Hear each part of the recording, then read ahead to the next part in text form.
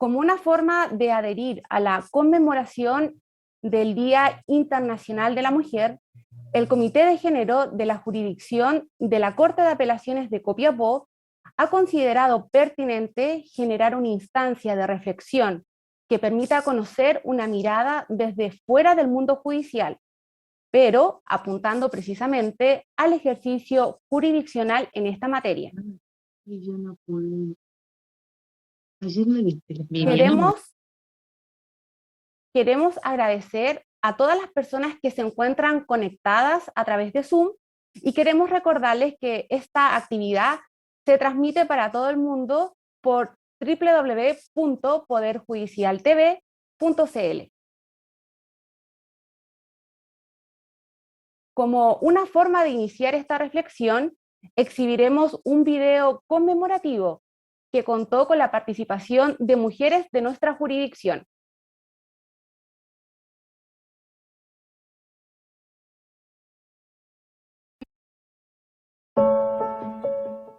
El sentido de conmemorar este día 8 de marzo nos remonta al año 1908, en el cual 129 mujeres murieron en un incendio luego de que se declarara una huelga para mejorar sus condiciones laborales. Es por eso que este día tan especial saludo fraternamente a cada una de mis compañeras judiciales, haciendo un llamado a la reflexión permanente respecto a nuestros espacios de incidencia, a tener en consideración que todavía existen brechas salariales, laborales, de autonomía física, vulnerabilidad como víctimas de delitos, entre otras, que nos debe mantener en constante movimiento para que éstas desaparezcan. Desde la provincia del Huasco quisiera recordar que el día de hoy nace en conmemoración de la lucha femenina en el reconocimiento y protección de los derechos de las mujeres. Se ha de tener presente que hasta hace muy poco en la historia de la humanidad conseguimos el derecho a voto, el derecho a ser elegido en un cargo público, lo que se debió al arduo trabajo que realizaron las mujeres que nos antecedieron. Si bien hemos avanzado, existe aún mucho trabajo que realizar, y es por eso que el día de hoy, desde el amor, quisiera invitar a todas las mujeres, madres, hijas, hermanas, amigas, a caminar juntas, ya no solo en el reconocimiento, sino en el pleno ejercicio de nuestros derechos. Un abrazo a todas. Un afectuoso saludo en este Día Internacional de la Mujer para todas nosotras, quienes colaboramos arduamente en distintos cargos y ámbitos dentro del Poder Judicial especialmente.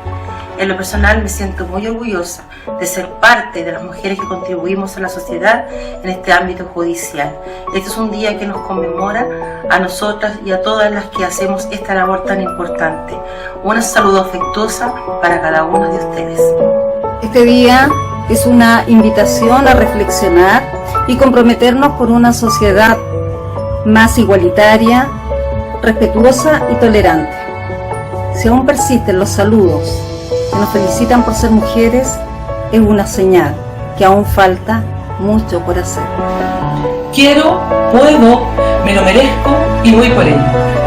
Las dudas y las inseguridades deben quedar atrás. Es el momento de decir que eres capaz de esto y de lograr todo aquello que tú te propongas. Por nuestras igualdades. En esta fecha tan importante y tan sensible, quisiera honrar a las mujeres que nos precedieron en la vindicación de nuestros derechos y ser la voz de aquellas mujeres que luchan día a día por dar sustento a sus hijos e hijas, aquellas mujeres migrantes que se arriesgan a lo desconocido para obtener un mejor futuro para sus afectos, aquellas mujeres privadas de libertad y privadas de ver crecer a sus hijos e hijas. El día de hoy quisiera ser la voz de las silenciadas. Sí.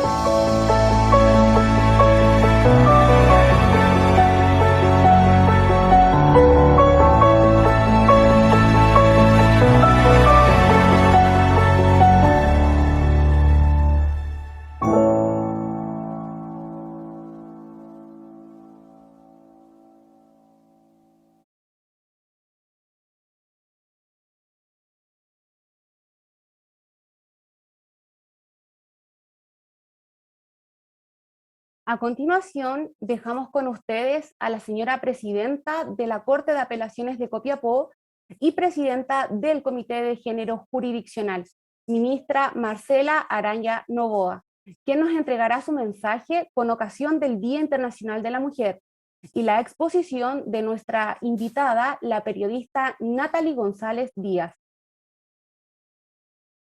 Muchas gracias, Viviana. Muy buenas tardes. Primero que todo quisiera agradecer la participación de todos y todas en esta actividad, puesto que resulta de mucha importancia en la Corte de Apelaciones y también como Comité de Género, conmemorar el Día Internacional de la Mujer. Pero no queremos ni quiero hacerlo por cumplir o por congraciarnos con los avances que hemos podido alcanzar en los últimos años. Por ejemplo, con la creación de la Secretaría Técnica de Igualdad de Género y No Discriminación de la Corte Suprema. Esto es más bien una oportunidad para decir, por ejemplo, que el Poder Judicial en su conjunto está conformado por 13.822 personas y que de ese total, 8.094, es decir, un 58,6% son mujeres, algo muy potente y que marca un cambio respecto de lo que ocurría hace 30 o más años. Esta tónica se repite en cuanto al número de jueces de primera instancia, puesto que existe un 21,2% más de mujeres en este cargo respecto de los hombres. Y al contrario, en las Cortes de Apelaciones, la relación es de un 10% menos, es decir, hay más ministros que ministras. Lo mismo sucede en la Corte Suprema, donde actualmente la conformación es compuesta por 13 ministros y 8 ministras. Esto nos habla de la desigual composición en las instancias con mayor poder de decisión, un desequilibrio que sinceramente esperamos que con el devenir del tiempo y prontamente pueda revertirse. Ahora, en lo que respecta a nuestra Corte de Apelaciones de Copiapó, afortunadamente estamos en paridad, existen 2 ministras y 2 ministros. Bueno, lo que quiero transmitir fundamentalmente con estas palabras es que no quisiera que nos quedáramos en la autocomplacencia en este tema. Por el contrario, sentimos que es una buena oportunidad de correr la cortina, bajarnos del estrado y descubrir cómo nos miran desde afuera. Y qué mejor oportunidad que esta día o esta semana de conmemoración del Día Internacional de la Mujer y desde la mirada del mundo feminista. Por esto nos alegra muchísimo que hoy nos acompañe doña Natalie González Díaz, quien es periodista y magíster en Ciencias Sociales, exdirectora de Prudemu y directora regional del SUNAM, hoy coordinadora de la Red de Periodistas Feministas de Chile. Esta mirada externa, y particularmente, como dije, desde el feminismo, resulta insoslayable, pues valga recordar que está en plena redacción nuestro nuevo pacto social, nuestra nueva Carta Fundamental, que generará cambios relevantes en la administración de justicia y que recogerá las inquietudes del mundo social. Una de las más centrales, por cierto, es el reconocimiento de los principios de paridad y de enfoque de género. Entonces estamos aquí para escuchar, para tratar de ponernos en la vereda del frente, porque tenemos que estar preparados para estos cambios y porque es fundamental que entendamos que son necesarios. Por ello, los invito, los convoco, a escuchar no solo con los oídos, sino también con el corazón, y posteriormente generar un debate rico, amplio, convocante, porque en esta conmemoración del Día de la Mujer, no solo debemos honrar a las mujeres que nos precedieron y a las que están luchando hoy día por nuestros derechos, sino que también debemos pensar en las que vendrán, en nuestras hijas, en nuestras nietas, que merecen un mundo mejor, mundo que sin duda, un mundo mejor para todos y todas, y que sin duda pasa por la incorporación de la equidad de género.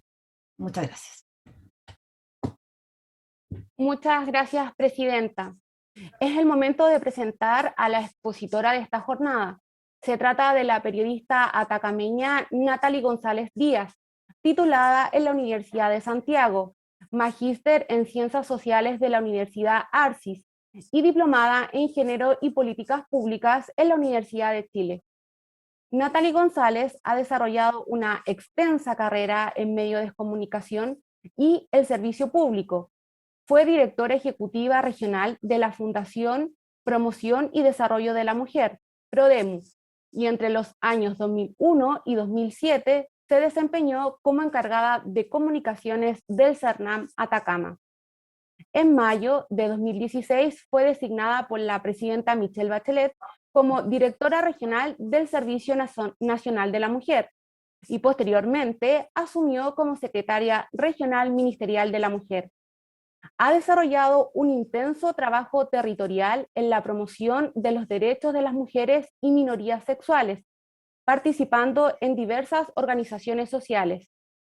Hoy es coordinadora general de la Red de Periodistas y Comunicadoras Feministas de Chile y editora de género en el medio de comunicación de alcance nacional, Página 19, que en su línea editorial promueve el pluralismo informativo, el derecho a la comunicación e información y la diversidad editorial. Queremos señalar que al final de la exposición se abrirá un espacio para reflexión local. Para ello, rogamos que en Zoom ocupen la función de levantar la mano para ceder la palabra o bien escriban sus preguntas en el chat. Dejamos entonces con ustedes a la periodista Natalie González Díaz. Muchas gracias. Un gusto saludar, agradecer la invitación, saludar a la ministra Marcela Araya y a través de ella a todas y todos quienes participan hoy, valorar el interés por escuchar a otras disciplinas más allá del derecho, en este caso a las comunicaciones, y por escuchar a organizaciones sociales como nuestra red de periodistas y comunicadoras feministas de Chile, que nos movilizamos en todo el país para avanzar hacia un periodismo feminista con enfoque de derechos humanos e inclusivo. Yo voy a ir bien rápido para alcanzar y no pasarme en el tiempo, pero de todas maneras, porque suelo pasarme, si en algún minuto ya se cumplieron los minutos, les pido que me avisen nomás para llegar hasta donde alcance y no alargarme más de lo que debiera. Así es que yo sé que me van a apoyar y agradezco en compartir la presentación.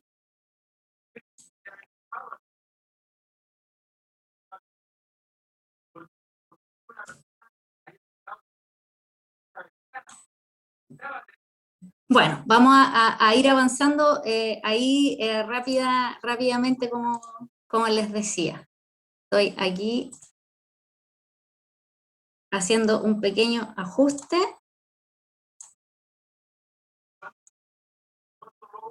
Y les comienzo, de inmediato vamos a partir. Bueno. Hacía mención la ministra, ¿cierto?, sobre esta aprobación histórica de la paridad y la perspectiva de género, esta aprobación que hubo, ahí podemos ir avanzando nomás en la presentación. Esto es para empezar con la contingencia, ¿cierto?, porque ha sido uno de los temas que más ha ocupado la agenda este último tiempo, esta norma que fue íntegramente aprobado, por lo que pasa directamente a formar parte de la propuesta de la nueva Constitución.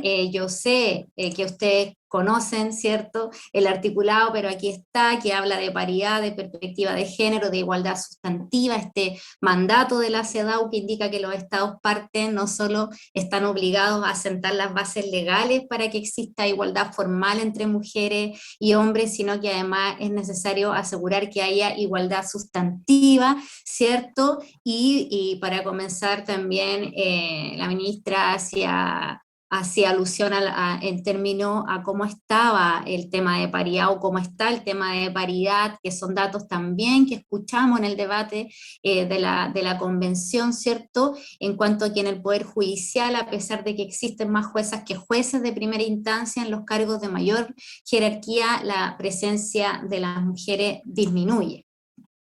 Y acá hay un calificativo que se repite, que es yo no sé si está avanzando ahí la presentación, si podemos ir avanzando en ella, si ustedes no se ve la presentación. ¿Cómo? Está compartida la pantalla, pero no se ve la presentación. Eso es lo que me doy cuenta, por eso consulto. Si podemos pasar ahí, eso ahí, justamente vamos ahí.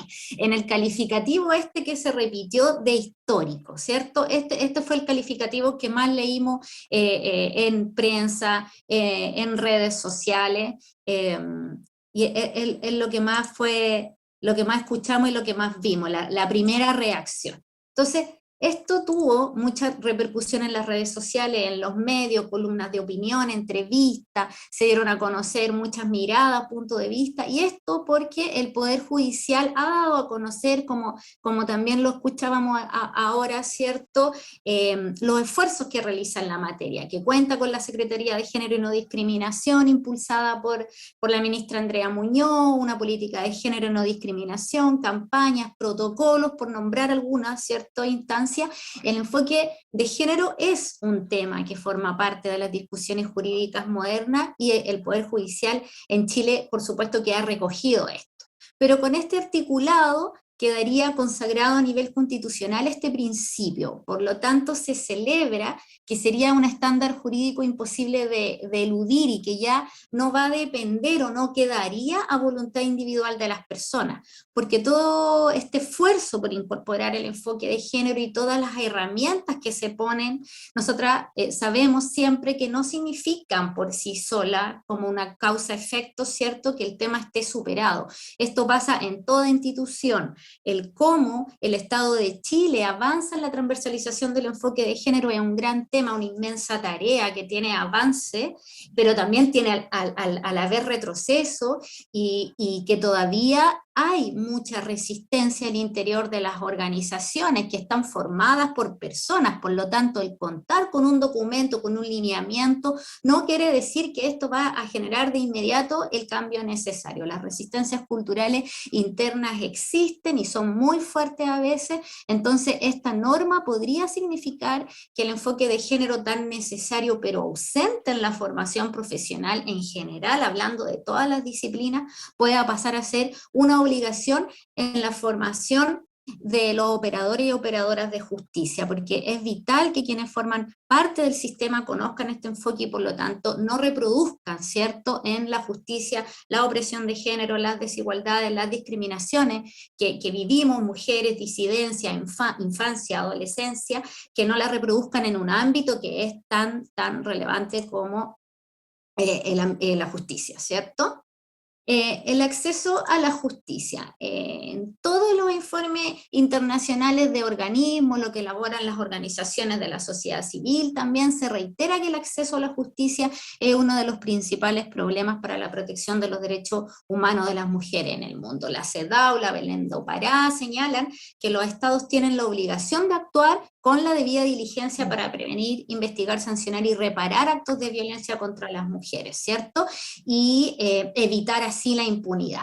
Se ha reiterado que pese a que los estados hacen un reconocimiento formal y jurídico de que la violencia contra las mujeres es un desafío prioritario, existe una brecha enorme entre la gravedad del problema, la magnitud, ¿cierto?, de lo que estamos hablando y la calidad de la respuesta judicial ofrecida por los estados. De igual manera, ¿cierto?, informes internacionales de derechos humanos insisten en que en los casos de violencia contra las mujeres no solo debe existir la posibilidad de recurrir a la justicia, sino que ésta realmente proteja a las víctimas, que investigue de la manera más expedita posible, que falle y que condene sin prejuicios socioculturales. Las mujeres, la comunidad LGBTIQA+, tienen protección o tenemos protección por el derecho internacional de los derechos humanos, y hay jurisprudencia importante en la Corte Interamericana de Derechos Humanos en la materia. Y ahí la recomendación es y siempre ha sido redoblar los esfuerzos en capacitación a funcionarias y funcionarias en enfoque de género, y específicamente también en violencia contra las mujeres y disidencia. Por todo ello es histórico que esto quede estipulado en la Constitución. Porque pese a que hay esfuerzo, sabemos que existe un historial patriarcal en el sistema de justicia, que el derecho tiene sesgo androcéntrico y heteropatriarcales. El sistema de justicia es un reflejo de la sociedad en que vivimos. Las leyes sobre las cuales se fallan, ¿cierto?, también son un reflejo de este sistema patriarcal, de este machismo que está instalado en toda la sociedad, en todos nosotros, en todas nosotras y nosotres. se supone que las leyes son neutrales, pero sabemos que no es así, que sí tienen género y ese género es masculino. Entonces hay normas jurídicas discriminatorias, hay una práctica judicial que históricamente sí ha discriminado, que sí ha reproducido por años sesgos y estereotipos de género. Por lo mismo hoy existe un importante esfuerzo por incorporar el enfoque de género en la legislación y en el sistema de justicia, en la legislación liderado por parlamentarias feministas y en el sistema liderado por magistradas, ¿cierto? Porque es justo cambiar esto, es justo cambiar esta cultura machista para que la justicia no sea injusta, ¿cierto?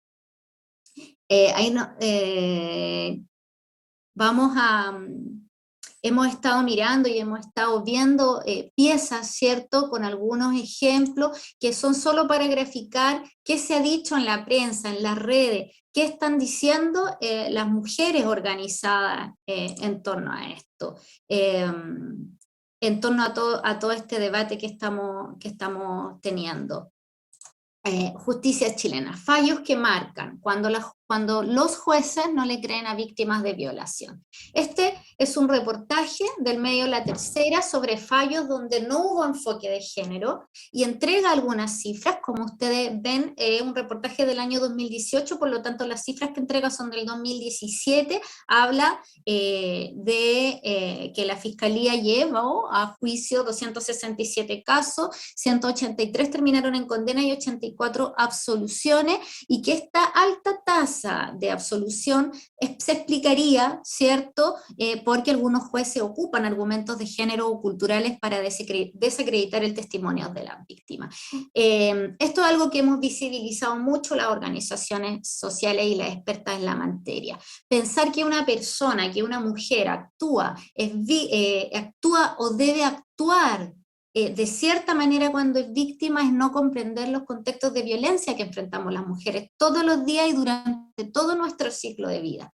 Por eso es necesario el enfoque de género. De otra forma, se pueden dar paso o se dan paso a sentencias, por nombrar solo una que a nivel internacional se hizo muy conocida como el caso de La Manada, que lamentablemente se conoce todavía, ¿cierto?, como La Manada, y se sigue utilizando este nombre de La Manada para también hablar de otros países, y digo lamentablemente porque en realidad sabemos que no son una manada, sabemos que son hombres que están ejerciendo el poder sobre las mujeres.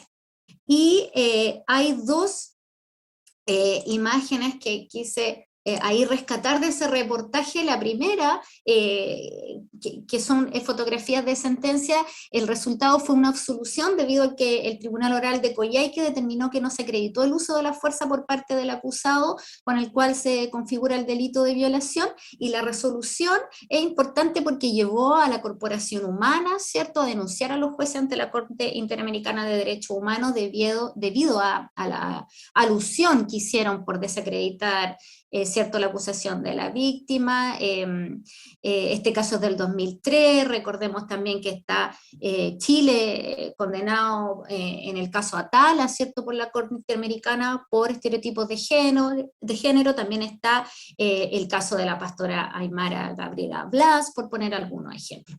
Antes vimos que pasó por ahí una imagen de una nota sobre un juez del caso Nabila Rifo, ¿cierto?, que en un fallo anterior había usado el término casquivana del pueblo, y bueno, es esta misma que estamos viendo. El manual para el uso del lenguaje inclusivo no sexista en el Poder Judicial señala que es necesaria su utilización porque contribuye a visibilizar los estereotipos y evitar el sexismo en el lenguaje, y por lo tanto en el discurso judicial, porque sí afecta la aplicación de justicia.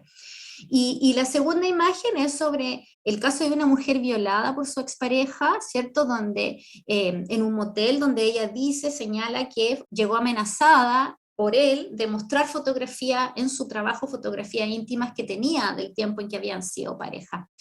Rita Segato, que más adelante vamos a hablar un poquito más, ¿cierto?, dice que el sujeto que viola es un sujeto moral porque busca disciplinar, castigar, moralizar a la mujer violada y que las violaciones, aunque son crímenes en la ley, en realidad son actos moralizadores. Y pareciera que en sentencias de este tipo, ¿cierto?, nos están diciendo lo mismo, están buscando moralizar a las víctimas. Acá, si lo vemos así a simple vista, en materia de lenguaje hay palabras como mujer maligna, casa fortuna, prostituta, e incluso hay preguntas como si se merecía lo que pasó.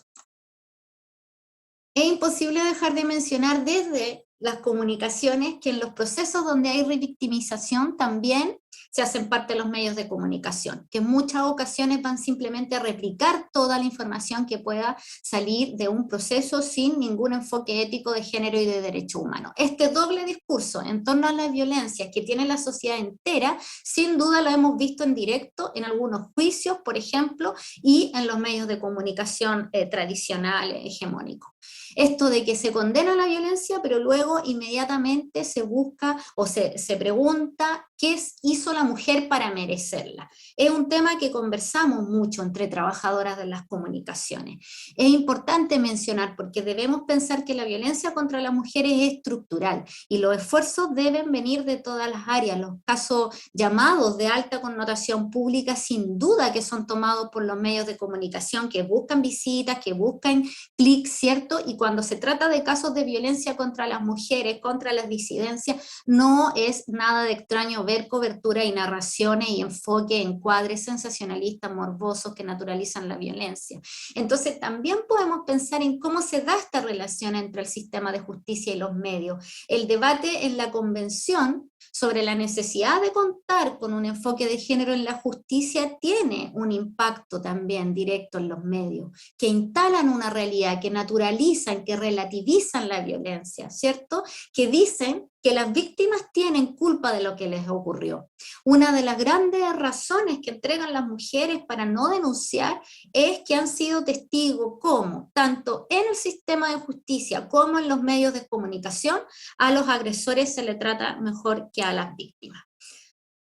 También un extracto, ¿cierto?, de una entrevista a una experta en la materia, Lorena Astudillo, abogada de la Red Chilena, ¿cierto?, contra la violencia hacia las mujeres, que pone el foco en temas de acceso a la justicia y que incluso puede que hablemos menos, porque casos de violencia sexual, de femicidio, que son de alta connotación pública, se suelen visibilizar más y estar más en el ojo público los sesgos de género. Pero acá ella pone un ejemplo que tiene que ver con violencia económica. Y también para graficar cómo socialmente se accede a la justicia también, cómo nos cuesta más acceder a las mujeres por múltiples factores, doble jornada laboral, labores de cuidado, etcétera, etcétera. Y así pasamos a la alerta morada o las alertas moradas que hemos instalado, ¿cierto?, desde los movimientos sociales feministas de las disidencias, ¿cierto? Acá hay una nota, ¿cierto?, de un caso de alta connotación pública, el suicidio femicida de Antonia Barra. Recordemos el doloroso debate que se hizo en torno a si la víctima había bebido, si había llegado hasta el lugar con el agresor de manera voluntaria, si había opuesto resistencia, cuánta resistencia, etcétera, etcétera. En el caso de Antonia, y en muchos otros casos de violencia contra las mujeres y disidencia, habríamos visto otro actuar si hubiera estado presente el enfoque de género. Este enfoque que nos dice que no podemos dejar de lado la diferencia de poder que existe entre mujeres y hombres. Y un juicio, aquí estamos hablando, ¿cierto?, hay un titular de un medio que dice revictimizadas por la justicia a las víctimas de violación. Un juicio donde se aplica perspectiva de género reduce precisamente una posible revictimización. Quisimos traer a colación el himno o la performance de las tesis, precisamente porque aborda el tema de la violencia sexual y su fuente teórica es la antropóloga feminista argentina Rita Segato, y tiene mucho o tiene todo que ver con cómo estamos mirando desde afuera, desde los movimientos, desde los feminismos, ¿cierto?, el sistema de justicia. Una performance que buscó una explicación a la violencia, la encontró en la obra de Rita Segato. Esto, ¿por qué nos violentan como nos violentan a las mujeres y las disidencias? ¿Por qué nos matan? La misma Rita Segato ha dicho, ¿qué nos mata? Ella se ha consultado, se ha preguntado eso, ¿por qué tanta muerte? ¿A quién mata tan poco? Nosotras podríamos agregar, porque parece que es también tan fácil matar mujeres. ¿Por qué nos violentan?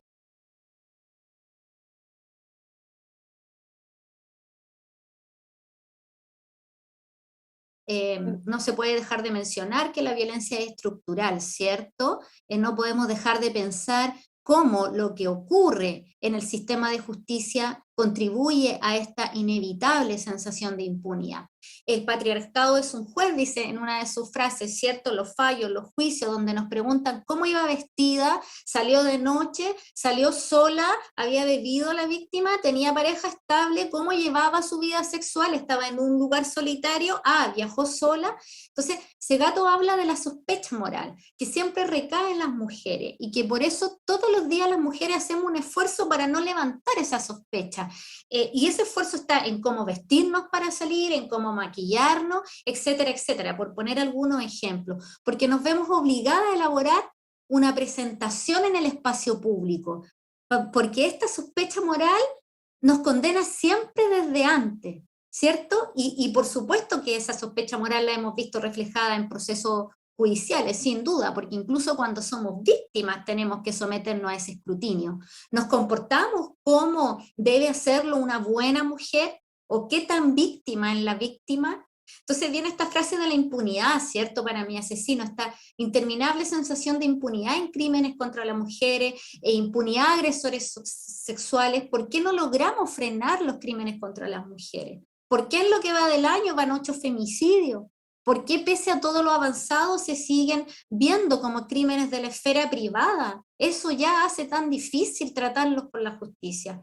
La Comisión Interamericana de Derechos Humanos señala que en varios países existe un patrón de impunidad sistemática en el procesamiento judicial y en la actuación en torno a casos de violencia contra las mujeres, debido al hecho de que la gran mayoría de estos casos carece de una investigación y una sanción, y por supuesto de reparación efectiva, porque aún vemos cómo se adjudica la responsabilidad de las violencias que sufren a las propias mujeres y disidencias. En muchos casos de violencia, de femicidio, las mujeres sí habían denunciado al Estado, sí habían solicitado medidas de protección y no se actuó. Hubo fallas en un circuito, en este circuito de la violencia, en este circuito del femicidio que le hemos se le llamó desde la institucionalidad, ¿no? Entonces, si está ahí, hay que mirarlo. El circuito, las instituciones competentes tienen que revisarlo una y otra vez, una y mil veces para poder detectar las fallas. Los informes internacionales que tratan el tema de la impunidad hablan de que esta se da ya sea porque no se juzga o porque se juzga o no se juzga como corresponde. No se juzga con enfoque de género las violencias contra las mujeres y las disidencias. Y esta impunidad, por supuesto, que transmite un mensaje de tolerancia hacia las violencias. Y la culpa no era mía, ni dónde estaba, ni cómo vestía. Entonces estamos diciendo a la sociedad completa, consultándole, si hicimos tal cosa, entonces nos expusimos o nos merecíamos lo que nos pasó. El sistema nos ha dicho que la culpa fue nuestra por estar, ¿cierto?, donde no debíamos estar, por vestir donde no debíamos vestir. Entonces, todos los prejuicios y estereotipos que operan en la justicia también. Esta concepción que ustedes bien conocen de la víctima ideal. Y bueno, el violador eres tú, con esta frase, ¿cierto? Devolvemos la acusación de ser culpable de lo que nos pasa. Les devolvemos esto que nos han querido enseñar desde niñas, ¿cierto? Que a las mujeres buenas no les pasa nada. Y si nos pasa algo, es que no éramos tan buenas o que algo hicimos para merecer lo que nos pasó. Esa sospecha que decíamos que siempre está sobre nosotras. todas las personas operamos con estereotipos y prejuicios que nos llevan a discriminar, y también los jueces y juezas. Por eso es tan importante la capacitación en género, porque nos permite comprender a todos y todas, ¿cierto?, cuándo podríamos estar actuando u operando bajo estos prejuicios y estereotipos. Vamos a pasar a Atacama. Acá hay algo de imágenes de lo que ha sido la realidad en Atacama. Hay una fotografía, ¿cierto?, más adelante, que es de ayer, que es muy nueva, es de ayer, de la marcha del 8M, del Día de la Mujer en Copiapó, ¿cierto?, que busca retratar la sensación, ¿cierto?, del movimiento de mujeres. Unas notas, una desgracia que se pudo evitar, dice uno de los titulares, otro, un desierto de injusticia, esta metáfora sobre los secuestros, desapariciones y asesinatos de mujeres en el desierto, ¿cierto? En esta misma nota, Silvana del Valle, que es abogada de la Red Chilena, plantea que si bien existe un problema estructural en la justicia chilena, hay una falta de diligencia aún más compleja en regiones. Por eso, se requieren modificaciones estructurales que garanticen no seguir produciendo ni reproduciendo violencia, ¿cierto?, hacia las mujeres en los procesos jurídicos, pero también con una mirada situada en los territorios. Y este es un gran tema que a juicio personal ha estado ausente un poco de este debate tan amplio, ¿cierto?, que se ha dado en torno al enfoque de género en la justicia. El mirar esto también desde regiones, también desde los territorios. Yo recuerdo declaraciones públicas que han entregado las organizaciones feministas de Atacama, que han denunciado que ser mujer en Atacama parece incluso ser aún más peligroso que ser mujer en otras regiones de Chile. Y el movimiento feminista de Atacama ha alzado la voz en torno a los casos de desaparición de mujeres y femicidio. Nos han preguntado, ¿cierto?, de qué manera el sesgo de género hace que estos casos no se tomen con la debida urgencia. Y ahí hay una diversidad de ejemplos, no solo en Atacama, en todo Chile, pensando incluso hace muchos años, los crímenes de Alto Hospicio, hace 20 años, ¿cierto?, que es un caso emblemático a nivel internacional, como también lo es el caso Campo Algodonero en México, que muestran que esto se ha repetido a lo largo de la historia. Impunidad producto de que todo un sistema operó con sesgos de género. Porque además, si pensamos en interseccionalidad, hay factores, ya no solo ser mujer, sino que ser pobre, ser joven y ser de región y no de la capital también, ¿cierto? ¿Y de qué sector de la región? Y tampoco de la capital regional, en qué población se vive. Por lo tanto, se da por sentado muchas veces que se fueron las jóvenes de la casa por voluntad propia, porque hay rebeldía, porque hay consumo y un sinnúmero de otras cosas que hemos visto. Vamos a pasar a una nota, ¿cierto?, que habla de esta presentación que los colectivos feministas hicieron en el marco de las audiencias públicas de la Convención para relatar desde su visión lo que se vive en materia de violencia y acceso a la justicia en la región de Atacama. Es importante señalar que todas las instituciones, todos los poderes del Estado están y estarán siempre en constante fiscalización, vigilancia por parte de los movimientos sociales, por parte de los movimientos feministas. Y debemos, por supuesto, agradecer siempre que así sea, porque el activismo y el compromiso con quienes viven o han vivido discriminaciones y violencias implica denunciar, implica apelar e interpelar a la justicia, implica proteger a las víctimas, implica educar a la ciudadanía. El activismo es totalmente vital para empujar el cambio cultural, para no tolerar la violencia en ninguna de sus manifestaciones, tampoco la violencia estatal, la simbólica, la mediática, ninguna. Yo pensé mucho cómo ponerle a esta parte de la presentación y le puse el camino, pensando que esto siempre es un camino y siempre es un camino muy difícil y toma mucho tiempo, y ya también se hacía referencia cuando partíamos que estos son años y años, décadas y siglos de luchas de los movimientos, ¿cierto? Acá hay un repositorio del Poder Judicial de sentencias con enfoque de género.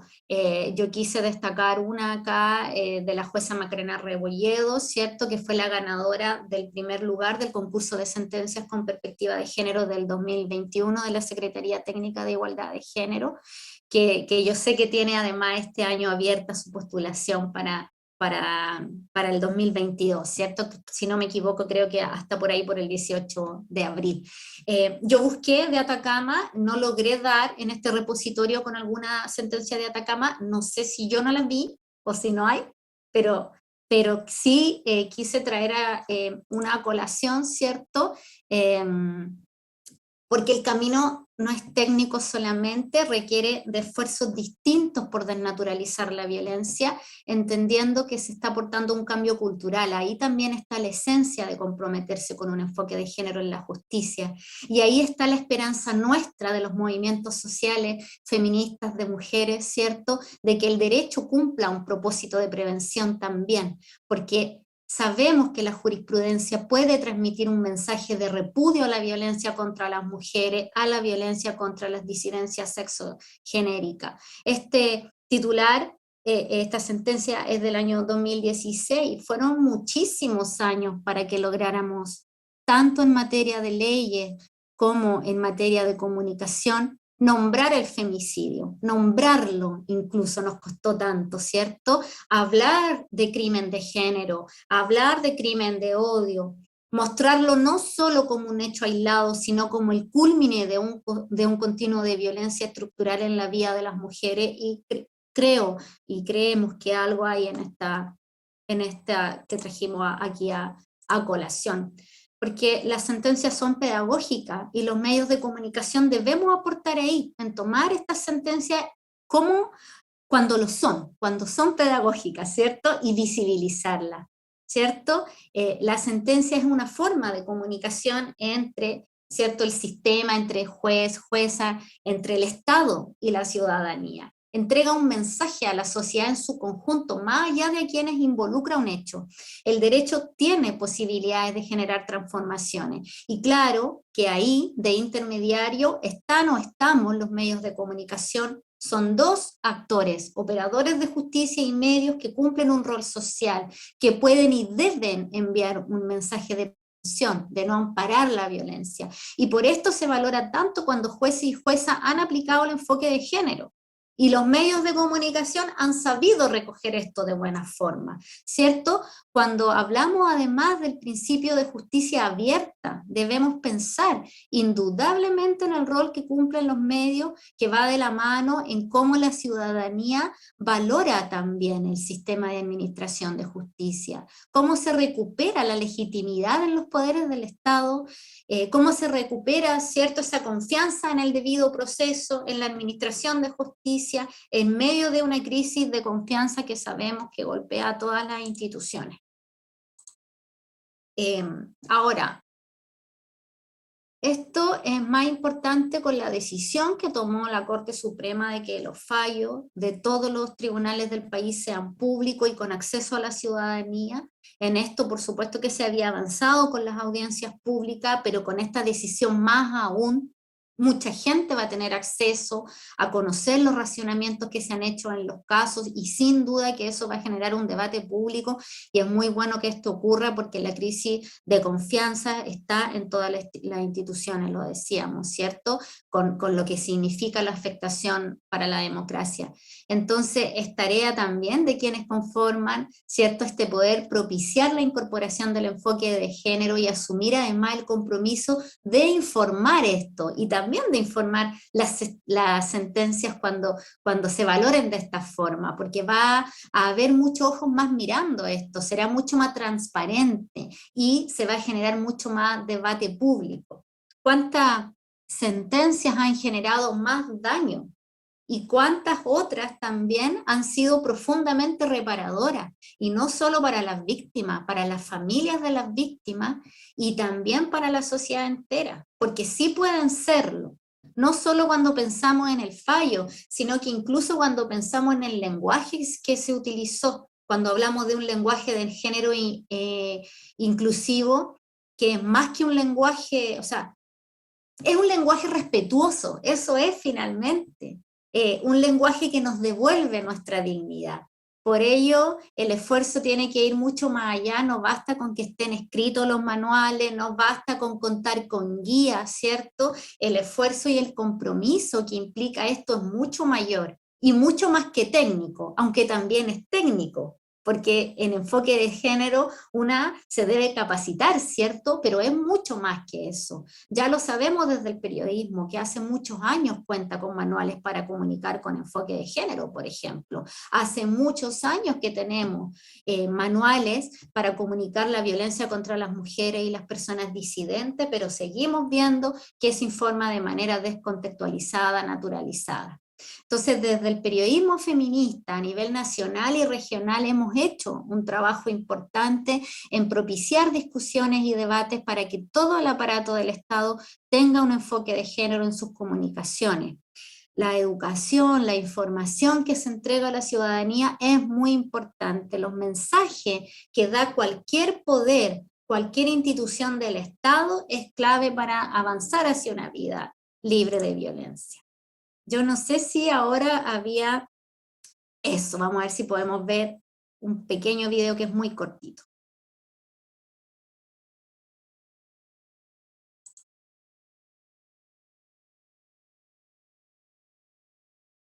¿Me dicen ustedes si es posible ver ese video o si no será posible?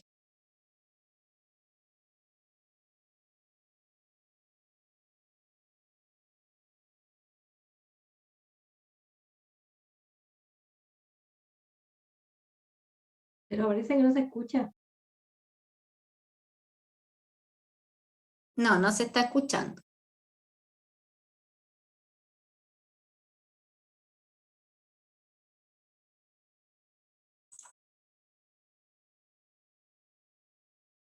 Ahí se paró.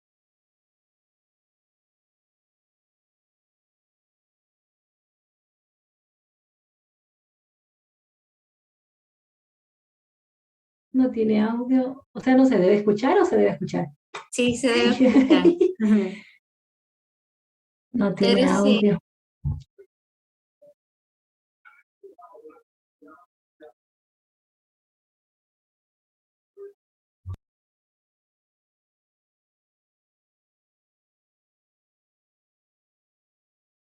Bueno, vamos a hacer el intento la última vez o bien lo dejamos así. Ustedes me avisan, me dicen. Y el informático no está ahí a la mano.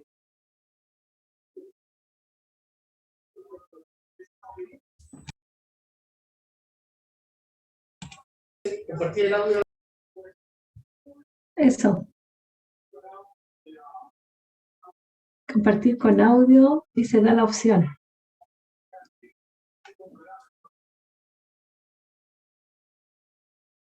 Pocas mujeres que pueden acceder a la justicia por motivos económicos, la mayoría de ellas verá que los tribunales las causas sobre violencia de género se transforman en juicios sobre su vida íntima, sobre su comportamiento sexual, sobre sus elecciones y desaciertos personales. El foco que debiese estar en la agresión se desvía hacia el juicio moral de quien pudo haber provocado que la violentaran, que la acosaran, que la violaran. Las víctimas se transforman así, como por arte de magia, en culpables de su propia desgracia. Este es el derecho que estamos tratando de cambiar.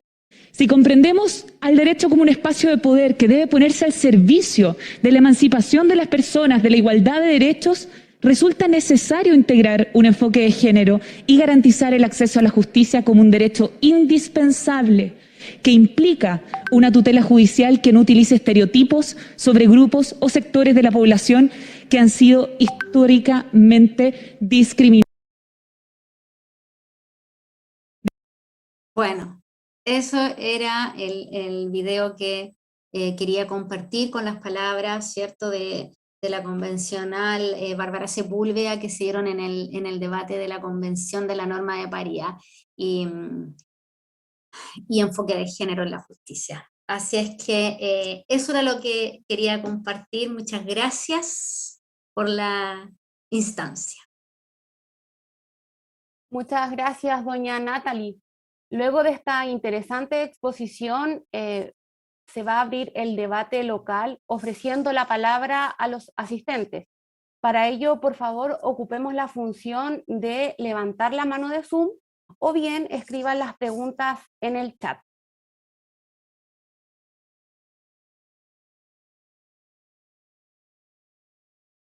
Vamos a conceder la palabra a don Héctor Cortés, que tiene levantada su mano. Hola, buenas tardes, ¿me escucha? Se escucha perfecto.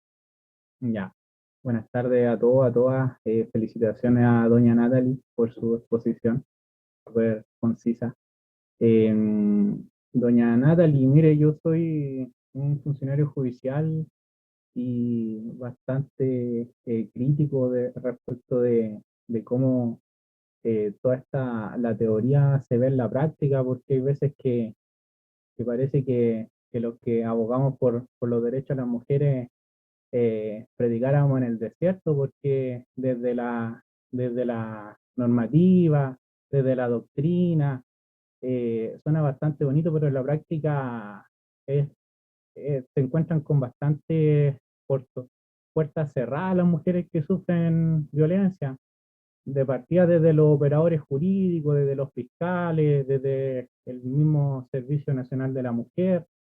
Usted dijo algo bastante interesante que es educación con perspectiva de género. Entonces, más que nada, consultarle por cuál sería, cree usted, una buena solución para llegar a concientizar y a ir al problema de fondo, que, a ver, las personas que agreden, que son violentistas de las mujeres en sí, yo creo que este discurso que nosotros estamos haciendo ahora no les llega. Entonces, como todos los que somos jurídicos, sabemos que el derecho no va antes que la realidad va primero y el derecho siempre va después, va rezagado.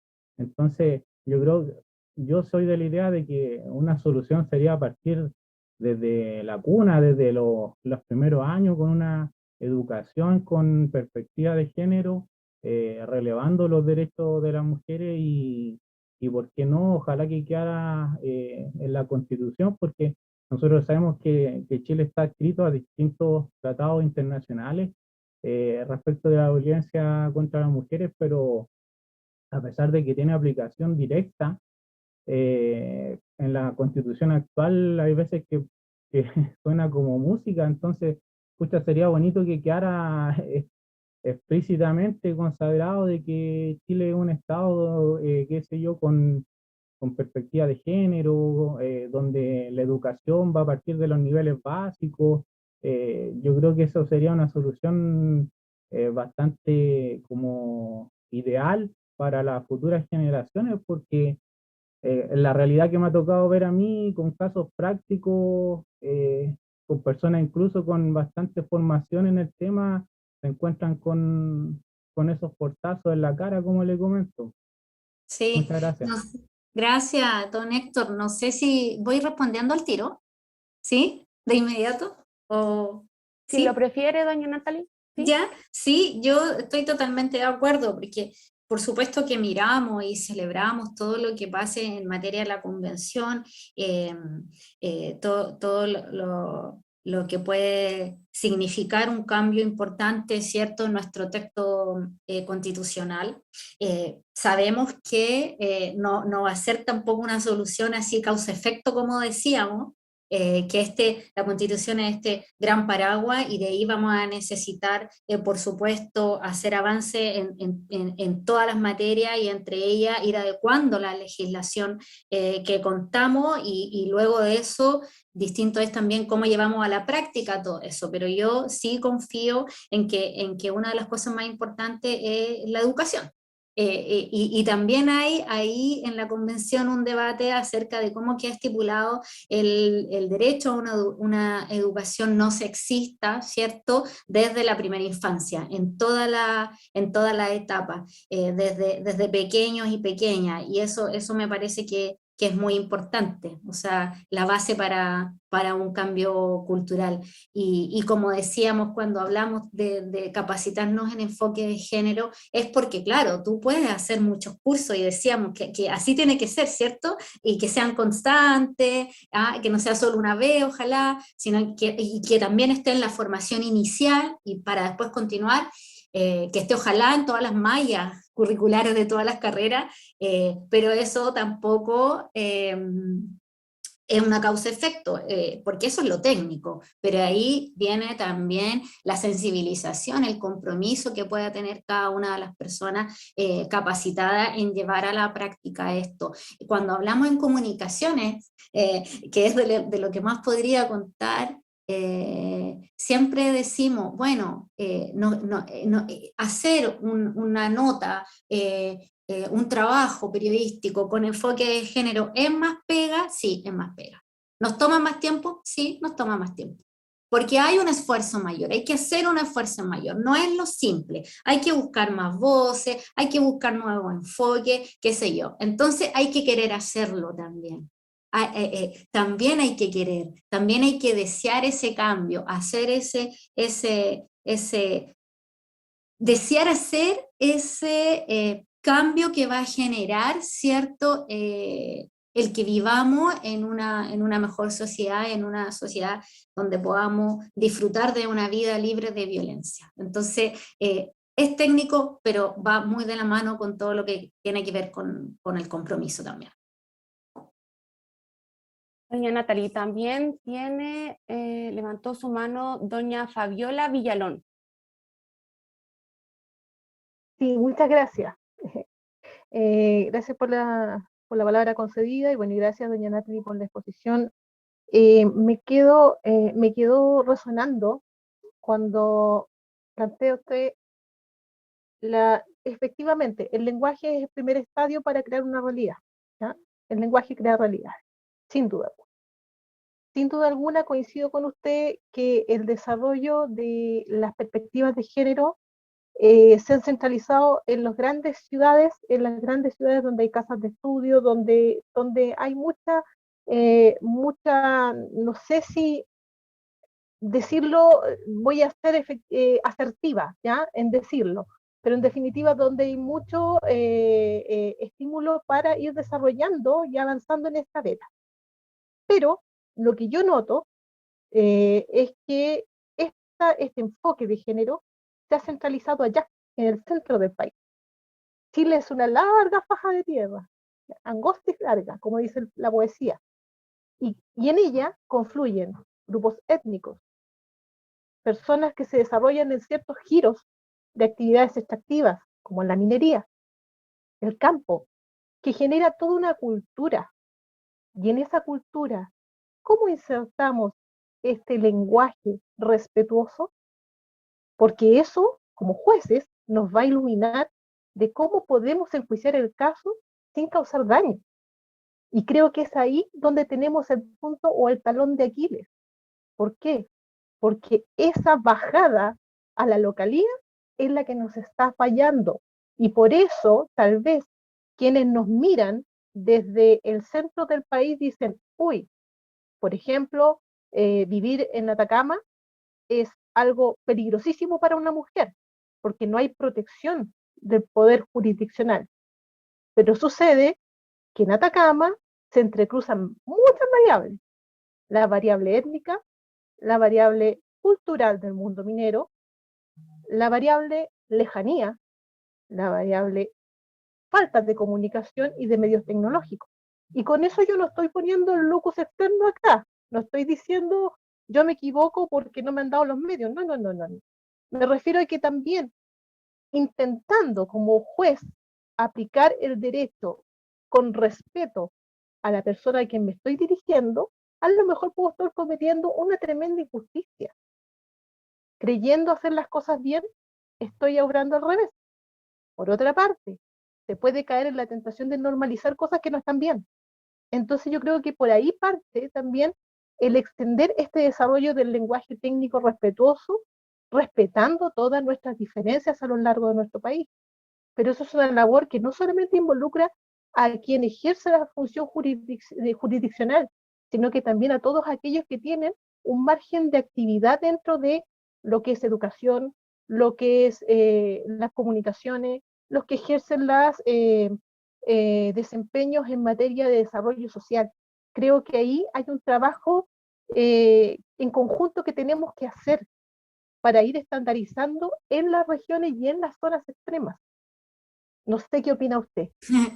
Sí, me hace mucho sentido todo lo que dice, yo puedo opinar, pero me parece que algo intenté, no sé si se habrá, no lo habré logrado yo transmitir, porque como los tiempos son poquitos, en general uno pasa muy rápido, pero a mí me parece, yo traje a colación lo que ha sido planteado por una experta, ¿cierto? Por Silvana del Valle, abogada de la Red Chilena, cuando decía que hay un problema estructural, por supuesto, en el sistema de justicia, pero que la debida diligencia es más compleja aún en regiones, y tiene que ver con todo lo que usted ha mencionado, ¿cierto? Y por eso apelábamos a que también esta discusión, a mí me parece que ha faltado un poco poner esa mirada, ¿cierto? En que esta discusión sobre el enfoque de género, la paridad en la justicia, tenga una mirada situada en los territorios, ¿cierto? Este es un gran tema, y yo traía a la colación lo que han planteado también las organizaciones feministas de Atacama, que por un lado denuncian que sienten que, o sentimos que ser mujer en Atacama es más peligroso que serlo en otras regiones del país, entendiendo que la violencia contra las mujeres es estructural y transversal y se da en todas partes del mundo, pero entendiendo esto de las interseccionalidades, ¿cierto? Y es muy distinto ser mujer y vivir en la capital, y en Santiago, y ser mujer y vivir en región, y ser mujer y vivir no sé, en una caleta, en la costa, por ejemplo, en Atacama, o en el valle, en una localidad totalmente apartada. Entonces, creo que es quizá el mismo sistema de justicia el llamado a conversar esto, ¿cierto?, dentro de la institución, dentro de las institucionalidades. También los movimientos de mujeres han dicho, y en esta misma nota, en una nota que yo estoy haciendo alusión ahora, que es del diario de la Universidad de Chile, que tenía como titular Un desierto de injusticia, hablaban una representante, una vocera de una de las organizaciones de Atacama, Huicas Caldera, que me disculpan, pero no me acuerdo el nombre, pero es vocera de ahí, y decía, mira, pareciera que acá en Atacama lo único que nos sirve es cuando gritamos, cuando nos manifestamos. Ahí pareciera que se mueve un poco más la cosa y nos llegan más recursos, porque también hay una mirada de pensar que los recursos están quizás más centralizados también, o de cómo nos cuesta visibilizar a las habitantes de Atacama discriminaciones y violencia, ¿cierto?, desde regiones. Incluso visibilidad pública. Es mucho más fácil cuando pasa algo en la capital. Por ejemplo, solo por poner un ejemplo ligado a otro tema, como el tema del agua, ¿cuánto tiempo estamos visibilizando desde Atacama la escasez hídrica, ¿cierto? Y viviendo este tema. Pero cuando les tocó a nivel central el tema de la escasez hídrica, ¡puf!, así, en la agenda mediática y en los medios de comunicación. Cuando acá llevamos años y años tratando de visibilizar lo que significa vivir en la escasez hídrica. Entonces, eso por una parte, y por otra parte, claro, cuando hacía referencia a las normas, a todo esto que tiene que ver con las normas culturales, que en el fondo es lo que es el género, ¿cierto? La misma CEDAW dice que las normas culturales pueden ser discriminatorias. Y Rita Segato también habla de eso. Y claro, se ponen ahí ejemplos como que a nosotras nos parecieran súper lejanos, como los crímenes de honor, por ejemplo. Entonces ahí nos llaman a tener ojo, cuidado, cuidado, que las normas pueden ser discriminación también. Pero podemos pensar y llevarlo a la práctica a nivel regional, sin pensar quizá en un tema tan extremo como los crímenes de honor, pero sí saber y tener conciencia de que hay prácticas y hay normas que son culturales, pero que son violencia y son discriminación también. Eso.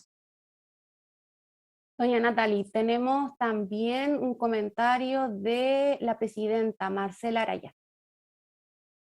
Natalie, sí, felicitaciones por la exposición, me gustó mucho. Comparto las críticas, casi en su mayoría. Y solo quisiera decir una cosa que me parece que resulta relevante para los efectos de la exposición, singularizarlos en temas penales. Porque es la expresión más brutal de violencia contra la mujer, los delitos, femicidios, violaciones, delitos sexuales, las agresiones, etc. Pero, y esto a modo de comentario, súper cortito, no me voy a extender demasiado. Solo quisiera decir que la perspectiva de género es transversal a todas las materias. De hecho, en el concurso de sentencias con perspectiva de género, la que ganó fue en materia de familia. Hubo sentencias laborales, civiles, y solo una fue de los 3 primeros lugares, y 2 menciones honrosas. Yo fui jurado en el concurso pasado, solo una fue penal. Entonces, claro, para efectos gráficos es la demostración más patente de violencia, discriminación, pero se da en todo orden de materia. Eso como primer comentario. Segundo, también quisiera poner el acento, acogiendo las críticas, asumiendo la responsabilidad del Poder Judicial, pero que en muchas oportunidades las responsabilidades son compartidas. Y aquí yo voy a utilizar el tema penal como ejemplo. Investigaciones que realiza el Ministerio Público sin enfoque de género, pobres, torpes, donde no se recopila suficiente prueba. Y la prueba que no se recopiló, por ejemplo, prueba biológica, después ya no es posible obtenerla, se pierde. Se llega a juicios con escasa prueba, donde a los jueces se le pone una situación con el estándar de prueba penal que tenemos, que es muy alto, difícilmente se pueden obtener sentencias de condena.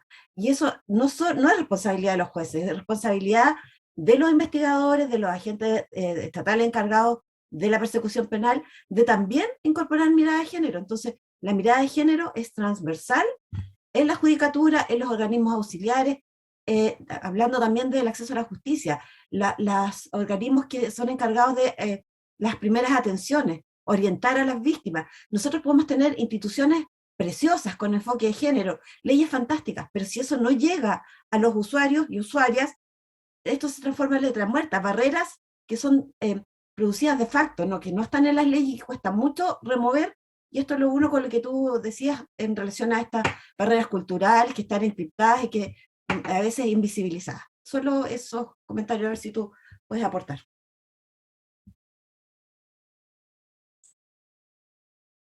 Ay, ¿qué le podría aportar a eso? No, ya usted lo dijo todo muy claro, ¿cierto?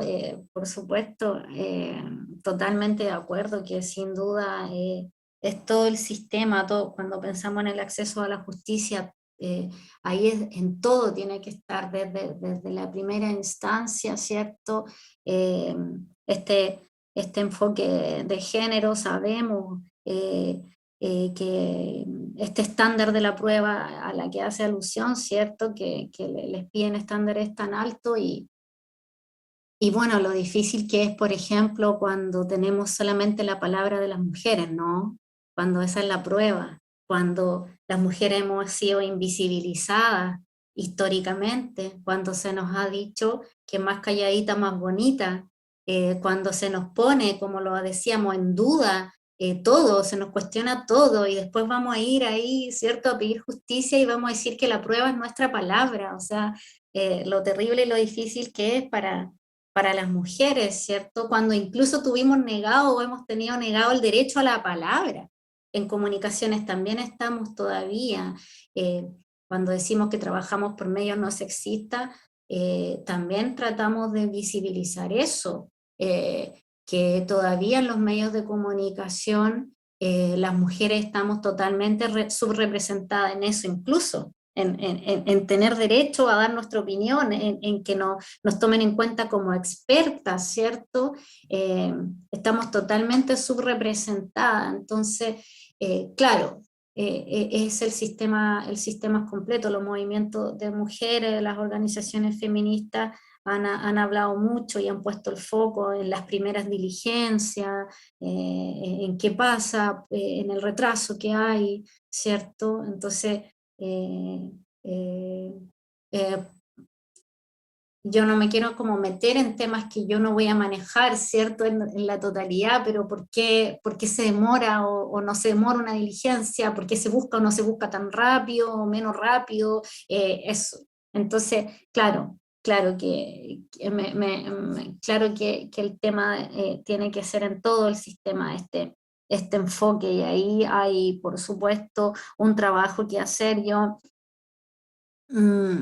quizá confiar en que se está ahora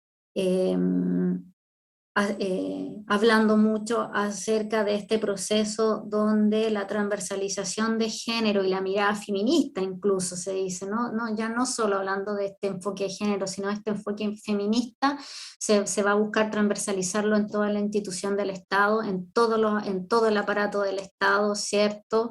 Y no solamente que se siga pensando que es un tema del que se tienen que preocupar las mujeres o la institucionalidad que trabaja con las mujeres, sino que tiene que estar presente en todo el quehacer del Estado, porque finalmente son los Estados los llamados a dar respuesta a estos temas. Y claro, cuando buscamos graficar casos donde ha estado o no ha estado el enfoque de género, en general, lo que vemos en la prensa y lo que encontramos tiene relación con los casos más graves o el culmine de la violencia contra las mujeres, que es el femicidio frustrado, los delitos sexuales. Pero por ahí también en la presentación tratamos de mostrar algunas imágenes que tenían que ver con qué se estaba diciendo o cómo se abordaba, por ejemplo, la violencia económica o los temas de familia también, incluso unas cuñas por ahí, algunas palabras en un Twitter también de juezas de familia. Queremos proseguir entonces con una pregunta de doña Javiera Sandoval, si es posible que pueda habilitar su cámara, y si no, la escuchamos solamente. No, primero que todo pedir disculpas porque no puedo habilitar la cámara, realmente la tengo mala. No es una pregunta, en realidad, más que nada agradecer a doña Natalie por su exposición y a doña Marcela y a los organizadores del evento, justo por lo final que dijo doña Natalie, que estamos hablando abiertamente de feminismo. Y no solo desde perspectiva de género, porque creo que quienes hemos practicado o nos hemos introducido en el feminismo entendemos que eso está incluido y que no es un símil al machismo con lo que tenemos que luchar en la cotidianidad y que podemos hablar abiertamente de ello. Es difícil, yo creo que para una persona feminista en sí mismo es difícil porque luchamos el día a día con cosas muy cotidianas que quizás nos afectan más, como ayer que nos dijeran feliz día a algunas funcionarias, entendiendo que es una conmemoración también por derechos laborales que se lucharon y que hasta el día de hoy seguimos luchando, y que con el tema de la pandemia se retrocedió muchísimo también, y los funcionarios judiciales en general, que es cierto que siento que hay un límite a ciertos derechos políticos que los que tenemos que renunciar, pero hoy día el feminismo, como se dijo bien, es transversal y transdisciplinario, y creo que también eso es muy interesante ver otra perspectiva, no tanto la jurídica, porque también lamentablemente el derecho opera cuando en última ratio, ¿cierto? Y esto es algo, como se dijo ahí, es cultural y que se tiene que tratar desde todas las visiones y disciplinas posibles. Así que eso, muchas gracias por la instancia y felicitaciones. Gracias. Seguimos con doña Aida, que también había levantado su mano. Sí, gracias. Bueno, saludarlos a todos, a todas, agradecer la exposición a Natalie, que realmente es muy buena exposición, así que agradecer al Comité de Género local por esta invitación, su primera actividad además como Comité de Género en este bienio 2022-2023. Bueno, y quisiera brevemente, en realidad, bueno, la exposición trató de hartas situaciones que evidentemente ocurren en nuestro quehacer diario. que está lleno, digamos, de ciertas problemáticas, a veces matices que también en cada caso hay que ir analizando. Pero mi reflexión era no quería quedarme con una sensación tan, digamos, de que, bueno, entendiendo la complejidad del tema, lo difícil que es sensibilizar, quería hacer una reflexión sobre también el trabajo que ha hecho el Poder Judicial en esta materia, porque al crearse la Secretaría Técnica, lo que, por lo menos para mí, cuando yo supe de esto, para mí lo que sucedió es una reflexión interna como institución de que existía una problemática y que había que abordarla. Y eso no siempre las instituciones lo hacen, así como también uno como persona humana también a veces no lo hace. Y pasa la vida y pasan los años y no nos detenemos a reflexionar sobre ciertos aspectos que a lo mejor nos están afectando. Entonces, esa reflexión, el Poder Judicial ya lo hizo hace bastantes años atrás.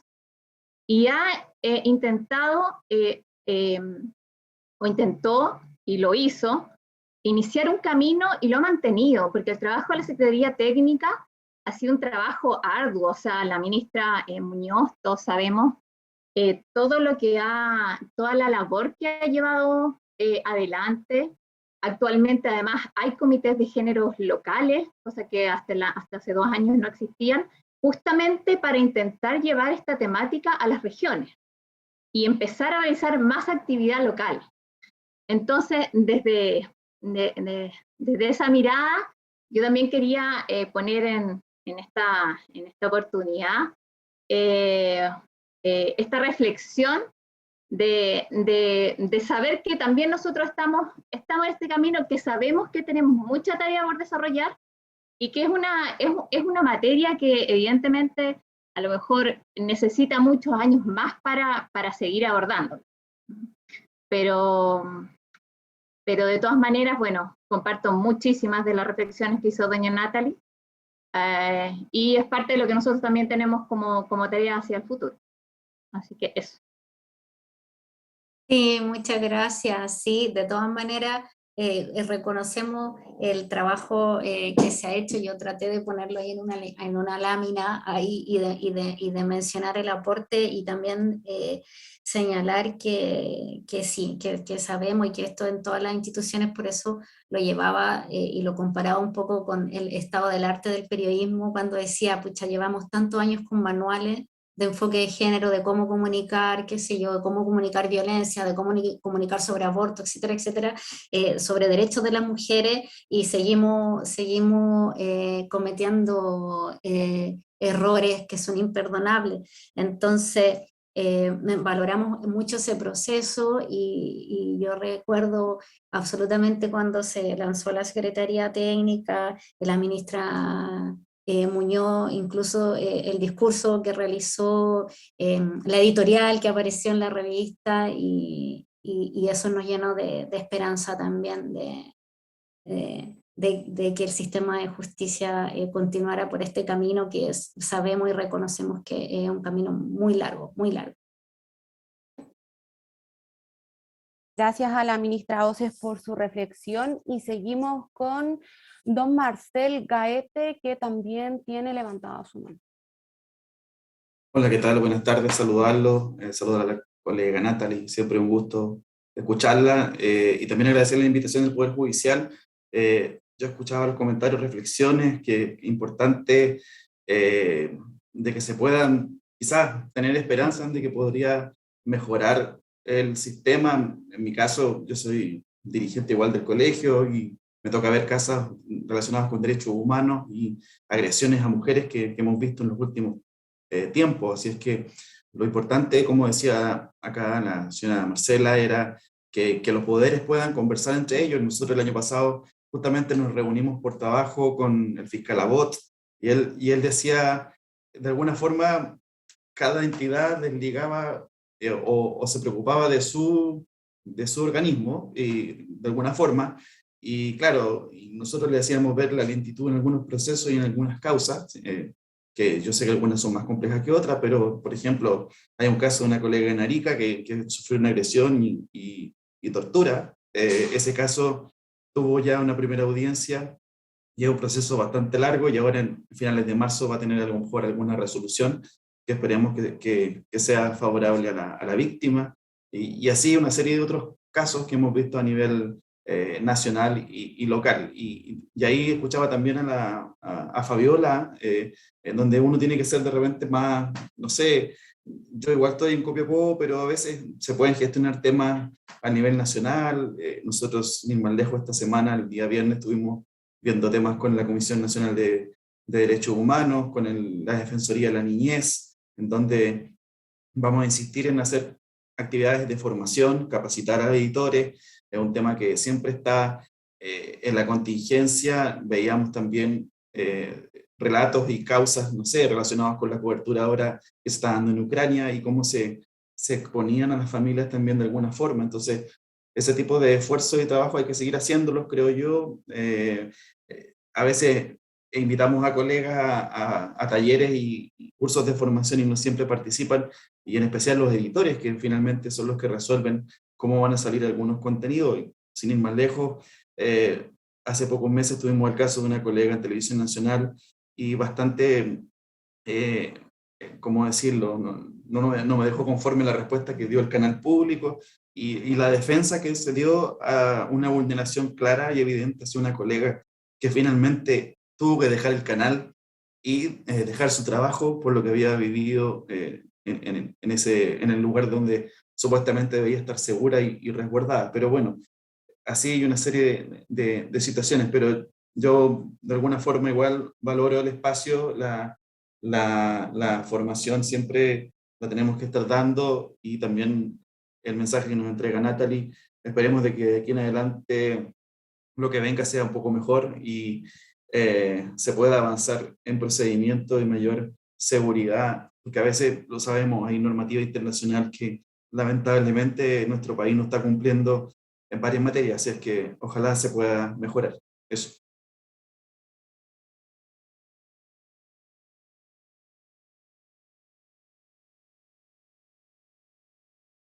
Para terminar, vamos a leer algunas preguntas y comentarios que nos hicieron en el chat. Cristina FT señala lo siguiente. Le pregunta a doña Natalie, si ya hay tarea para las distintas instituciones en cuanto a enfoque de género, los y las ciudadanas y ciudadanos, ¿cómo nos podemos hacer cargo de incluir esta perspectiva en nuestro día a día? Además, don Virgilio Pérez señala por el chat una consulta. ¿Cómo se construye o armoniza un fallo con mirada de género con los principios de la lógica y las máximas de la experiencia? ¿Es posible abstraerse de esos elementos al momento de construir un fallo absolutorio por violación? Y también aprovechamos de saludar a doña Kerlin, que nos está viendo desde otro país, y le indicamos que también vamos a recabar sus datos para poder enviar la información que está solicitando.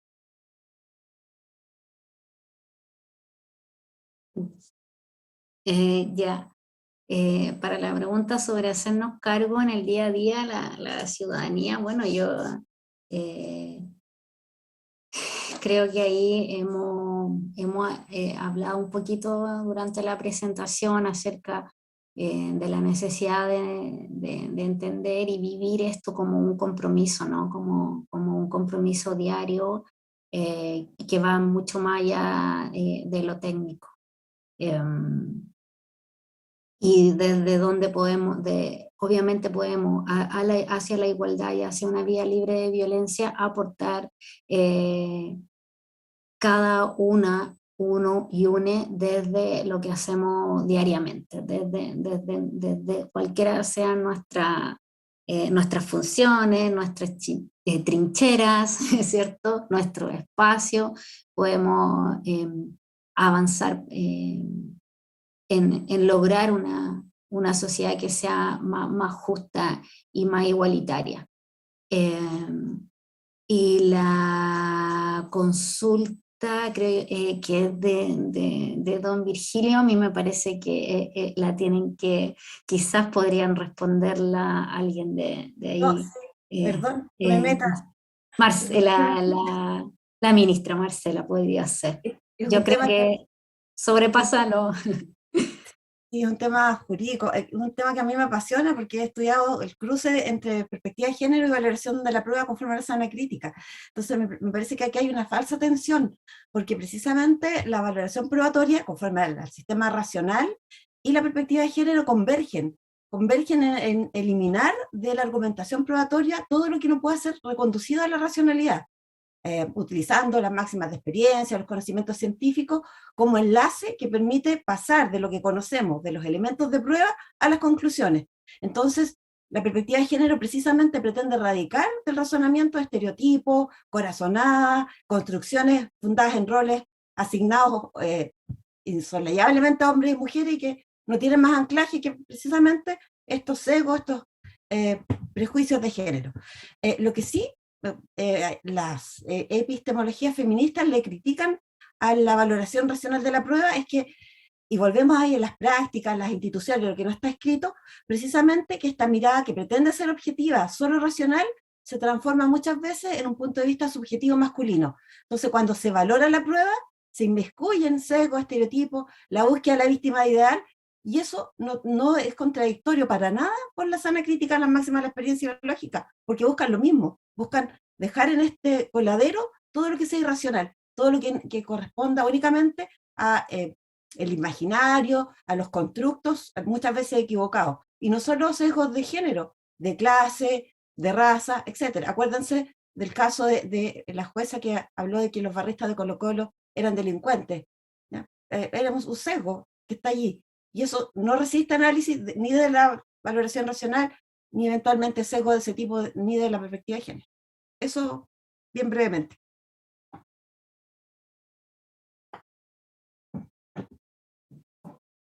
Presidenta, agradecemos sus palabras finales sobre esta actividad.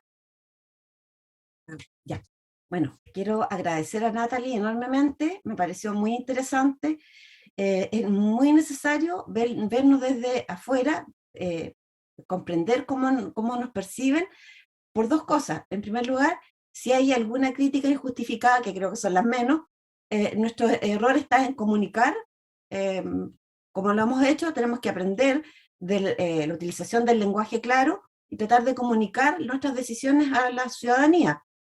Y si las críticas son justificadas, bueno, tomar nota de ello, mejorar e implementar la perspectiva de género, que no es más ni menos que enfoque de derechos humanos. Es lo que nosotros necesitamos, es imprescindible en nuestras decisiones, y para eso dialogar con otras disciplinas, particularmente las comunicaciones sociales, a mí me parece imprescindible. Así que muchas gracias, Natalie, nos va a servir en nuestra labor diaria. Y gracias a todos y todas por la concurrencia. Muchas gracias por la invitación, muchas gracias.